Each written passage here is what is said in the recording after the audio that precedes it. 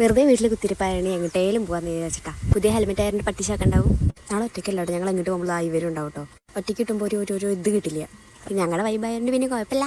ഒരെണ്ണത്തിൽപ്പെട്ട 2,000 അങ്ങനെയൊക്കെ ഉണ്ടാവും കേട്ടോ. എന്താ അവൻ്റെ ഒരു മുഖത്തൊരു മ്ലാനത.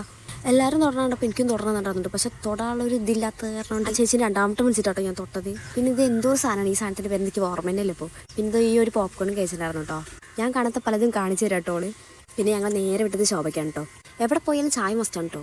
എൻ്റെ ഒരു ചിരി സ്റ്റോക്കും മോൻ്റെ ഒരു ചിരി ക്ഷാമം ഉണ്ട് കേട്ടോ. ഇതാണ് ഞങ്ങളുടെ അവസ്ഥ.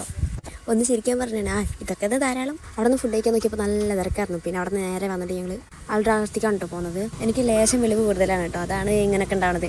മന്തി വന്നാൽ പിന്നെ പോണ വഴി അറിയില്ല കേട്ടോ. ഇഷ്ടമല്ലാണ്ട് തന്നെ തീറ്റിപ്പിക്കല്ല കേട്ടോ ഇവർ. തിന്ന് കഴിഞ്ഞിട്ട് കുറച്ച് സ്ഥലം ബാക്കിയുള്ളതുകൊണ്ട് എനിക്ക് ഇനിയും വേണം പറഞ്ഞ് വാശി പിടിച്ചിട്ട് എൻ്റെ ചെറുക്ക് എനിക്ക് മേടിച്ചു തന്നാണ് കേട്ടോ. അത് വരുമ്പോഴത്തേന് തിന്നാനുള്ള മൂടൊക്കെ പോയായിരുന്നു. അങ്ങനെ എന്നെയും കൊണ്ട് ഒറ്റയ്ക്ക് സൈക്കിളാന്ന് അവർക്ക് മനസ്സിലായതുകൊണ്ട് തന്നെ അങ്ങനെ അവരുടെ കൈൻ്റെയും വായിൻ്റെയും സഹായത്തോടെ ഞാൻ അത് അവസാനിപ്പിച്ചിട്ട് അപ്പോൾ ഓക്കെടാ.